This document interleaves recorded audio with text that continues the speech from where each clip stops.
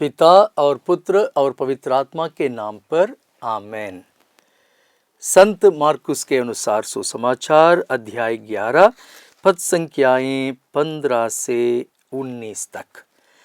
वे यरूशलेम पहुंचे। मंदिर में प्रवेश कर ईसा वहां से बेचने और खरीदने वालों को बाहर निकालने लगे। उन्होंने सराफों की मेजें और कबूतर बेचने वालों की चौकियां उलट दीं और वे किसी को भी घड़ा लिए मंदिर से होकर आने जाने नहीं देते थे। उन्होंने लोगों को शिक्षा देते हुए कहा, क्या यह नहीं लिखा है, मेरा घर सब राष्ट्रों के लिए प्रार्थना का घर कहलाएगा, परंतु तुम लोगों ने उसे लुटेरों का अड्डा बनाया है। महायाजकों तथा शास्त्रियों को इसका पता चला और वे ईसा के सर्वनाश का उपाय ढूंढते रहे। वे उनसे डरते थे क्योंकि लोग मंत्रमुग्ध होकर उनकी शिक्षा सुनते थे।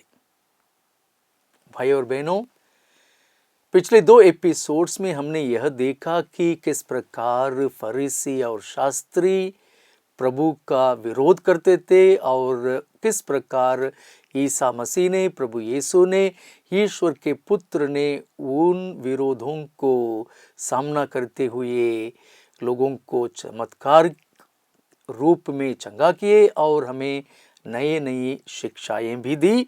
आज हम यह देखेंगे कि अभी किस प्रकार यह फरीसी प्रभु यीशु को मार डालने के लिए फंदा लगाते हैं। दे सेट अ ट्रैप, प्रभु यीशु को फंसाने के लिए। तो उन्होंने सबसे पहले ये प्रश्न पूछेंगे, रिलीजियसली, धार्मिक से जुड़े हुए कुछ चीज़ों के बारे में प्रभु यीशु का राय क्या है, और उसके बाद पॉलिटिकली, राजनीतिक तौर पर प्रभु यीशु का राय क्या है, और इन दोनों चीज़ों में प्रभु यीशु को वो डराने के लिए कोशिश करते हैं, उन्हें देखेंगे। सबसे पहले रिलीजियसली, धर्म से जुड़े हुए चीज़ों को किस प्रकार लोग देखते हैं और प्रभु ईसा देखते हैं। जैसे आज के पाठ में मैंने आप लोगों को सुनाया था, प्रभु यीशु यूदा प्रदेश में है, यरूशलेम शहर में है, यरूशलेम में मंदिर में है। ये दूसरा मंदिर है। राजा सुलेमान के समय में उनके द्वारा बनाया गया पहला मंदिर नहीं है, क्योंकि राजा नेबुकदनेस्सर ने, बेबीलोनियन एम्परर नेबुकदनेस्सर ने उस मंदिर को ढा दिया था। और उसके बाद हम जानते हैं कि एजरा और नेहेमिया, एजरा पुरोहित थे और नेहेमिया गवर्नर राज्यपाल थे। दोनों ने मिलकर साइरस द ग्रेट, सीरुस महान, जो पर्शियन एम्परर कहते हैं, उनकी मदद से बनाया गया इस मंदिर पर है। राजा हेरोद ने भी इस मंदिर को सुंदर बनाने के लिए काफ़ी पैसा खर्चा की और बहुत इंटरेस्ट भी लेकर सजाए थे। ये लोगों के दिल जीतने के लिए ये राजा ने इस प्रकार ये काम किया था। हम जानते हैं ईश्वर के प्यार से नहीं, लोगों के प्यार से नहीं, परंतु ये सेल्फिश मोटिव्स उनका था। फिर भी मंदिर बहुत बढ़िया था। ये मंदिर ईश्वर और उनके भक्तों के बीच में एक मिलन का, मुलाकात का एक जगह था। परंतु जैसे हमने पढ़ा कि सदूकी इस सुंदर जगह को, पवित्र मंदिर को मार्केट बना दिया और जैसे आज की भाषा में हम कह सकते हैं कि कैश एक्सचेंज, एक्सचेंज ऑफिस भी उन्होंने खोल दिया। तो फिर उस समय उन्होंने यह स्थापित करने के लिए कोशिश की कि मेरा घर सब राष्ट्रों के लिए प्रार्थना का घर है, और आप लोगों ने लुटेरों का अड्डा बना दिया। सीधी बात ईसा मसीह ने कह दी। यहाँ महायाजक तथा शास्त्री प्रश्न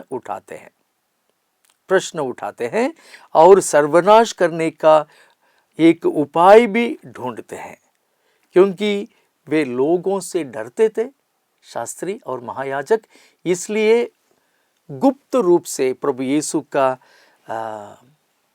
सर्वनाश करने के लिए उपाय ढूंढ रहे थे। प्रभु यीशु ने भी उनके लिए मौका देते रहे। उसको हम देखते हैं अध्याय 12:37 तक, चैप्टर 11 27 टू चैप्टर 12 वर्स 37। यहाँ अधिकार का प्रश्न। मंदिर को पवित्र बनाने के बाद प्रभु यीशु संध्या हो जाने पर बाहर चले जाते हैं। शायद वे बेतानिया अपने मित्रों के घर लाजरुस, मर्ता और मरिया के घर चले गए थे और पुनः एक बार वो फिर यरूशलेम में आते हैं।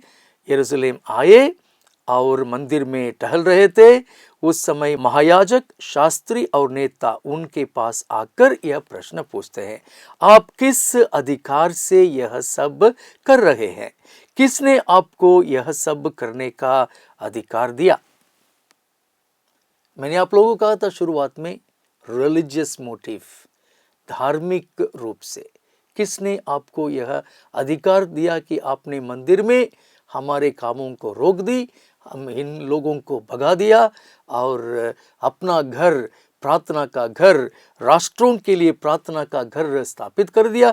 किसने आपको यह अधिकार दिया? By what authority are you doing these things? किसने आपको यह सब करने का अधिकार दिया? तो ईसा मसीह जानते थे उनको किस प्रकार उत्तर देना है। कभी कभी प्रश्नों का उत्तर एक प्रश्न से भी दिया जा सकता है। तो फिर प्रभु भी उनसे एक प्रश्न पूछेंगे, बताइए कि यूहन्ना का बपतिस्मा स्वर्ग का था अथवा मनुष्यों का? यदि आप मुझे इसका उत्तर देंगे तो मैं भी आपको बता दूंगा कि मैं किस अधिकार से यह सब कर रहा हूं। सोच में पड़ गए शास्त्री और याजक, पढ़े लिखे विद्वान लोग अभी सोच में पड़ गए। क्यों? क्योंकि प्रभु यीशु का प्रश्न उस प्रकार था। वे आपस में परामर्श करना शुरू कर देते हैं। यदि हम कहें स्वर्ग का, तो वह कहेंगे तब आप लोगों ने उस पर विश्वास क्यों नहीं किया? सही है, प्रश्न में सही है और प्रभु यीशु के मुंह से निकलेगा करके वे जो सोचते हैं वह भी सही है। और दूसरा, यदि हम कहें मनुष्यों का, तो क्या होगा? क्योंकि वे लोगों से डरते थे, क्योंकि लोग यूहन्ना बपतिस्मा को नबी मानते थे। अभी तो यूहन्ना नहीं है, मार डाले गए थे हेरोद अंतिपास के द्वारा, जो कि हेरोद महान के बेटे थे, उनके द्वारा मार डाले गए थे। फिर भी लोग अभी भी उन्हें याद करते हैं, बहुत मानते हैं, इसलिए वे डरते हैं। इसलिए उन्होंने ईसा को उत्तर दिया, हम नहीं जानते। जानते हुए भी प्रभु यीशु का प्रश्न उन्हें दबाव में डाल दिया। वे झूठ बोले, हम नहीं जानते। इस पर ईसा ने उनसे कहा, तब मैं भी आप लोगों को नहीं बताऊंगा कि किस अधिकार से मैं यह सब कर रहा हूं।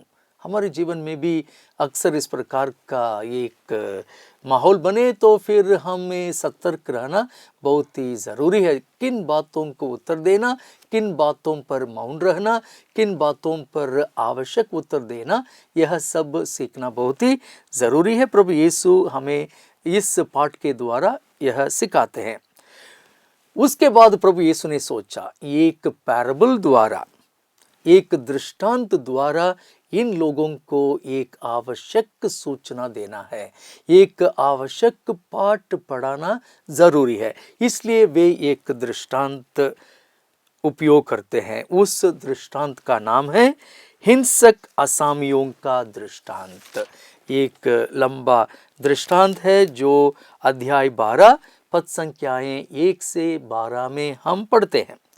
हम इस दृष्टांत को अच्छी तरह से जानते, फिर भी मैं आप लोगों को थोड़ा सा पढ़कर सुनाऊंगा ताकि हम लोग एक साथ मिलकर उस दृष्टांत को समझने के लिए कोशिश करें। वह लोगों को दृष्टांतों में शिक्षा देने लगे। सो पर्पस दृष्टांत के द्वारा शिक्षा देना। किसी मनुष्य ने दाख की बारी लगवाई, उसके चारों ओर घेरा बनवाया, उसमें रस का एक कुंड खुदवाया और पक्का मचान बनवाया। तब उसे असामियों को पट्टे पर देखकर वह परदेश चला गया। समय आने पर उसने दाख बारी की फसल का हिस्सा वसूल करने के लिए असामियों के पास एक नौकर को भेजा। हम जानते हैं उस नौकर को वो पकड़ के मारते हैं, खाली हाथ उसे लौटा देते हैं। उसके बाद दूसरे नौकर, वन मैन, उसके साथ भी ऐसा ही करते हैं, उसका सिर फोड़ देते हैं और अपमानित कर देते हैं। तो वह आदमी सोचता है, उसने एक और नौकर को भेजा। तीसरी बार उन्होंने उसे मार डाला। तो हिस्सा गहरा होते जा रहा है, गंभीर होते जा रहा है। इसके बाद उसने बहुत से नौकरों को भेजा। उन्होंने उनमें से कुछ लोगों को पीटा और कुछ लोगों को मार भी डाला।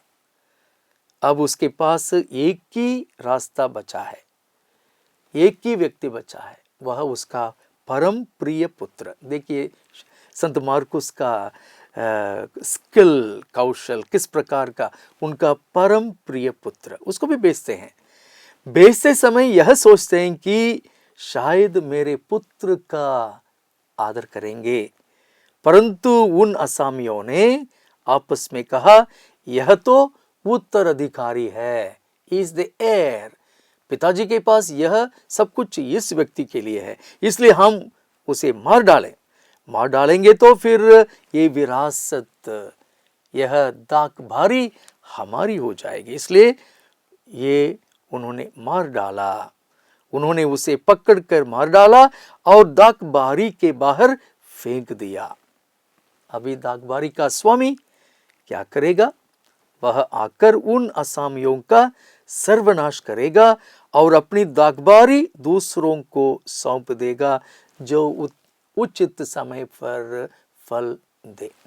भाई और बहनों, इस दृष्टांत को सुनकर ही महायाजक और फरीसी समझ गए, ये दाखबारी का ओनर ईश्वर है, दाखबारी इस दुनिया है।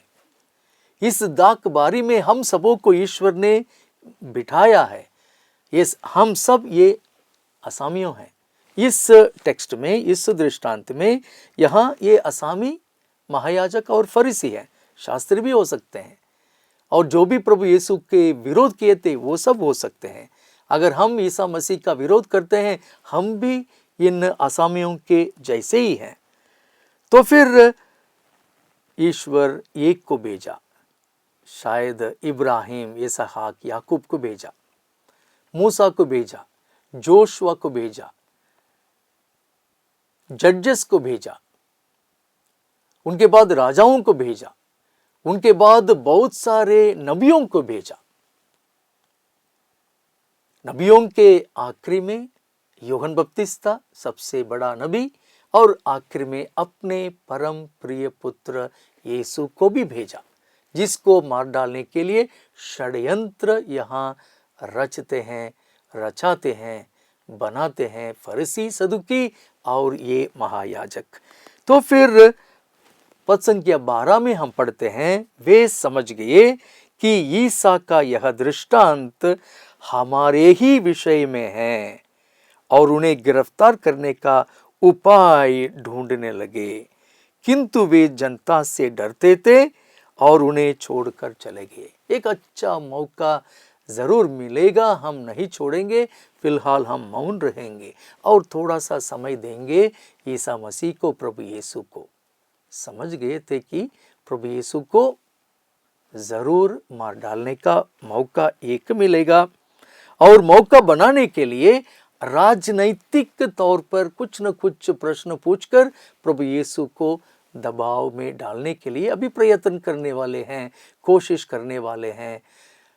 षड्यंत्र रचने वाले हैं यह फरीसी और महायाजक, वह अवसर हमें अध्याय 12 पद संख्या है 13 से 17 में मिलता है।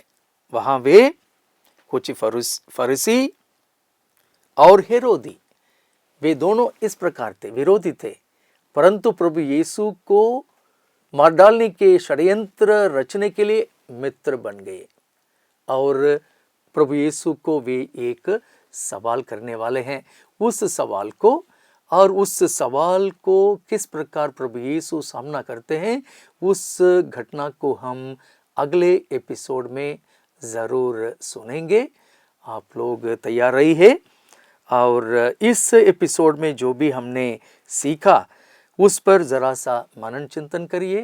विशेष करके इस दृष्टांत को और एक बार ध्यान से पढ़ने के लिए कोशिश करिए।